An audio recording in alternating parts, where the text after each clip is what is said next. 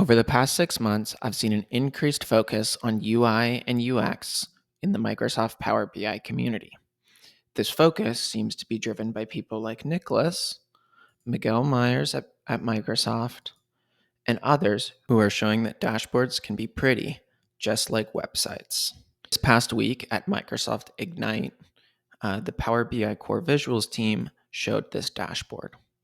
It's their vision board of features and UI functionality that they want to build. And they're asking for community engagement to go through, read the ideas, and click to vote in order for them to prioritize building out these new features. And I'd encourage you to go through and do just that. But that's not what this video is about. You see, something else caught my eye about this dashboard, and that is this beautiful navigation pane they've built over here. I've never seen anything quite like it. It's both simple and complex at the same time, and frankly, I couldn't figure out how they did it. So I gave myself a goal to go through and recreate it in a report of my own. And I'm happy to say that I was able to do just that. And that's what this video is going to be about.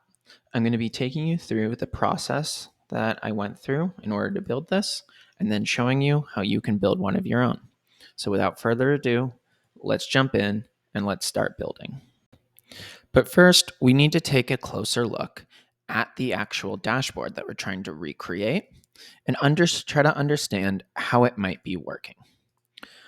First things first, you can see down here at the bottom that there seems to be different pages, and that when you navigate through, it's moving through the different pieces here.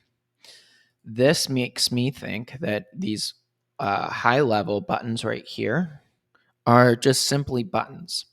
I don't think that they're a page navigator, because if they were a page navigator, they just wouldn't have this kind of spacing and this kind of dynamic spacing. I could be wrong with that, but I'm pretty sure that these are just simple buttons that are navigating between the pages. And you can kind of go through, and you can even, frankly, get to some of their locked stuff that they have right here. Which then brings me to the next piece of this navigation pane, and that's these buttons right here. And I actually think that these are just the new card slicer formatted really nicely with really nice selected on hover, on press. So see there, I'm pressing formatting, and that they're just kind of changing out the filter on these visuals over here in the middle. It's really nice formatting, but I think it's probably the simplest piece of this to recreate. Finally, we have probably the most complex piece, which is this little selected dot. It's ironically the smallest piece of this visual, but it to me is definitely the most complex. When I was first looking at it, I actually thought it might be an SVG just because of the way it was working. But then I noticed if you navigate between these pages really fast, it will sometimes get stuck, and you'll see the little spinning dot indicating that it's a visual that's having to load. So like, for example, if I click canvas and it's maybe not quite giving me the spinning, but there are other people who have done something similar to this using graphs. So my guess is that this is actually a graph with interactivity or some maybe a shape over it to stop you from interacting with it. And that as you're navigating between the card slicers, it's just changing which little dot is highlighted. So then jumping into my Power BI file, we really have three components to rebuild. We have a buttons that you can use to navigate between the pages. We have a pretty card slicer to build. And then we have the dots to build. So let's walk through how I designed each and every single one of those. So let's start talking through how each one of these components work. In in order to kind of keep things organized, let's start from the simplest item to recreate and then move all the way up to the most complex.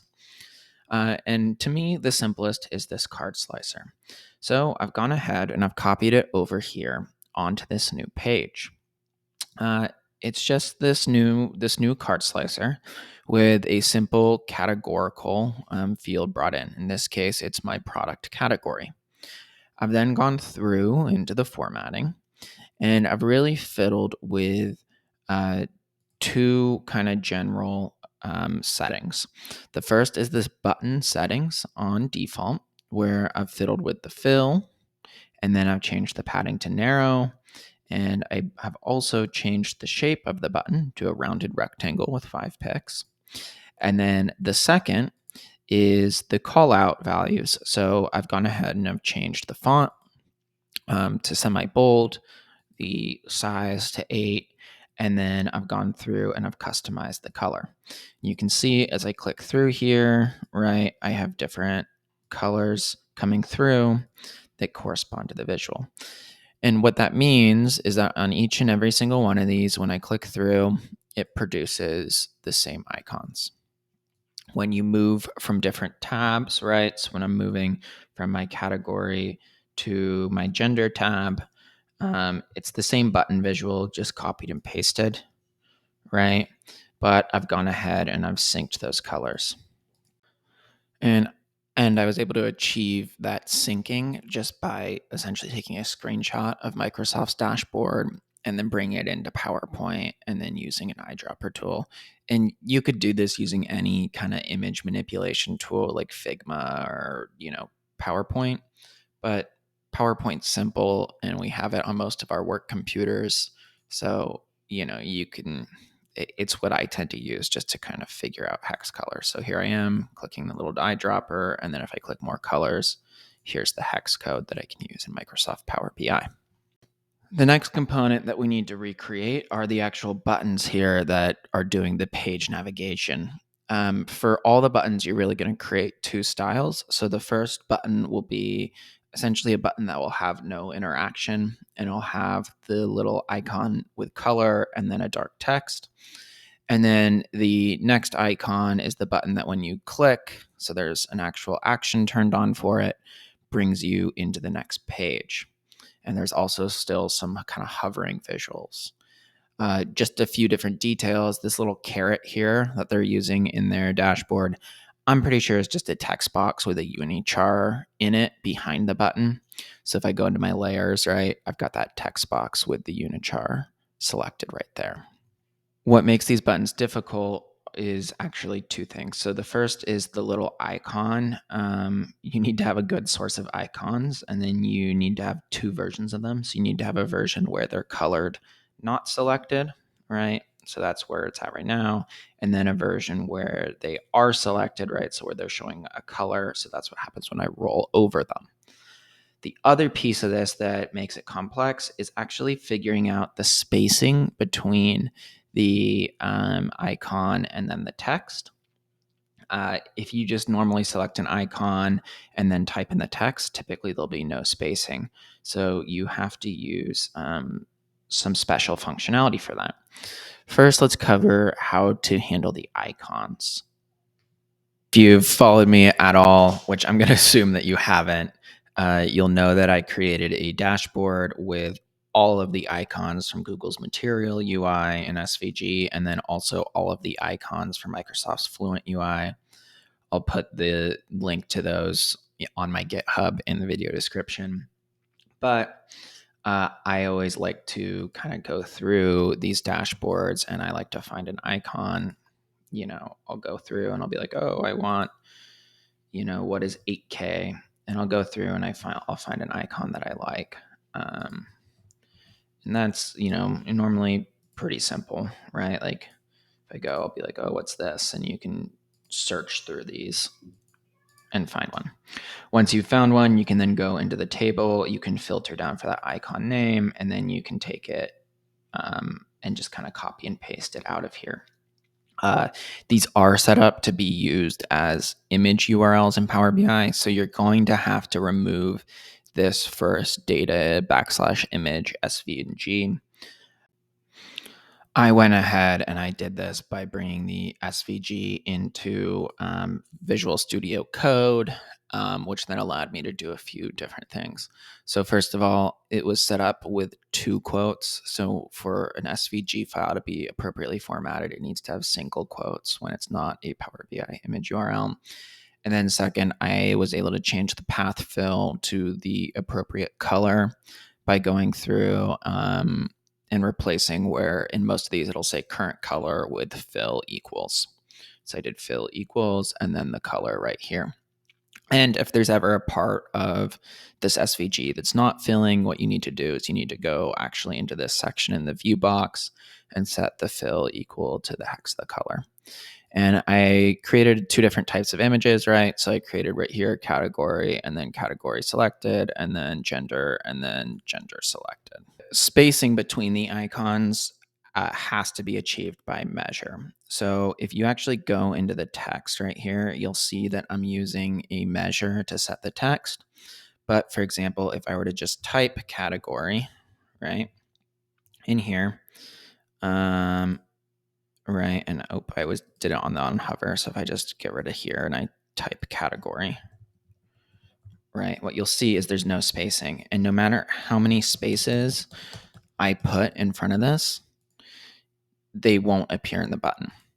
So you have to use, and look, see the spacing still here. So you have to use a measure to do this. In order to build that measure, I had to use unichar characters. So let's take a look at what that looks like. If we go up here to the top, you'll see I'm using the unichar for a non-zero character. So that way it recognizes that, hey, there's a character here, because Power BI by default will trim any leading spaces. Then I had to put in the unichar character for a tab. Then again, another non-space icon or unichar. So 0 space character, and then a tab, and then another 0 space in order to get the spacing right. And if I wanted to increase the spacing, I could just kind of continue this concatenation.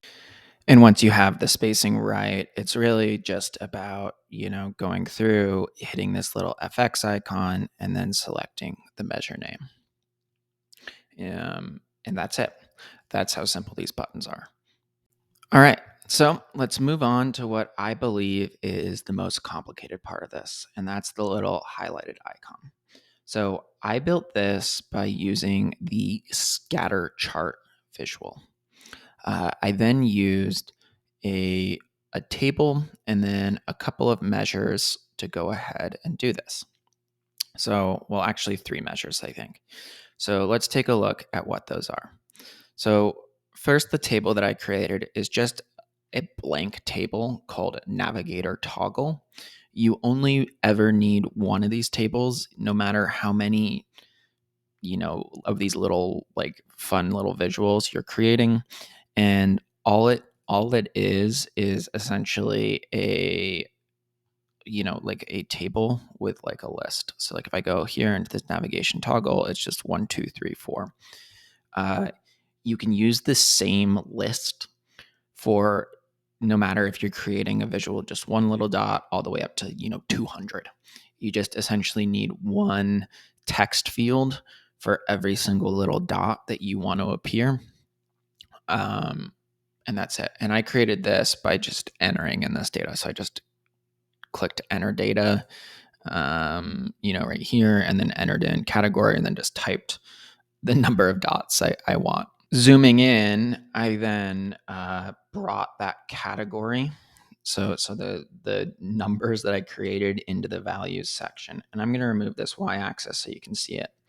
By default, because there's no y-axis, all the little dots in the categories are going to drop all the way down to the bottom. So there's actually, I had 4 rows. There's actually 4 little dots here, all on the bottom. I also then created a constant measure that is just straight the number 0.5, and then a reference line that is also set just to sit at 0.5. And so that's this little slider right here. And was able to get the dots to move up the slider by creating essentially a Y variable. And so this is why it doesn't really matter how many dots you have. You essentially just need to take the the number you have and then set where you want it on the y-axis. So I'm using just 0 to 1. If I wanted all 4 of my dots to move, right, which I did in category, I said, I want them at 0, 0.3366, and then 1. Or if I have just 2, right, I just sent it to 0, 1. You're going to have to do a little bit of math here in order to get them evenly spaced. But the second that you add this value into the y-axis, you'll see that your dots will actually move. So if I go back over here and I instead bring over this, right, see, here's my dots now appearing. You can get the dots to change color by going into the markers section and then expanding color, and then using a measure to change the color.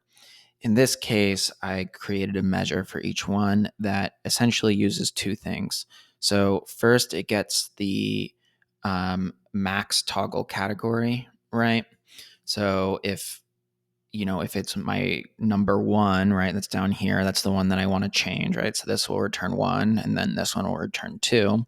And then I said, hey, if the selected value is male, in this value, like change the color. If not, if it's female and it's 2, right, change the color.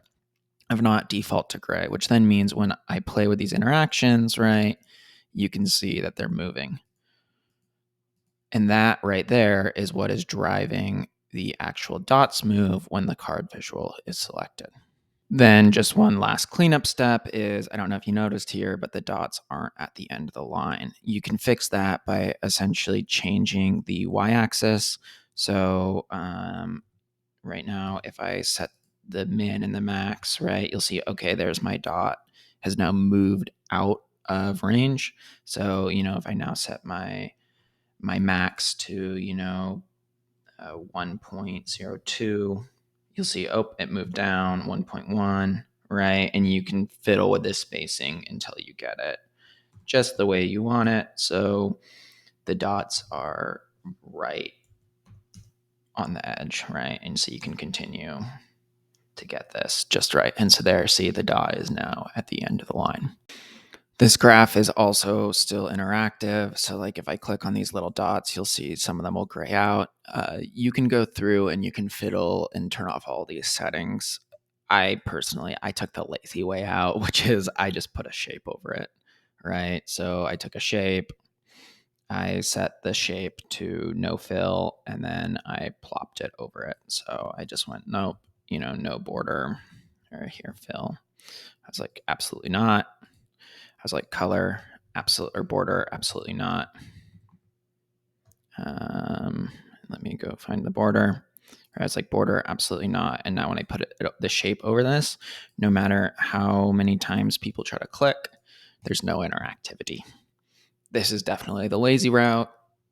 Smarter route would be go turn off settings, but I did what I did.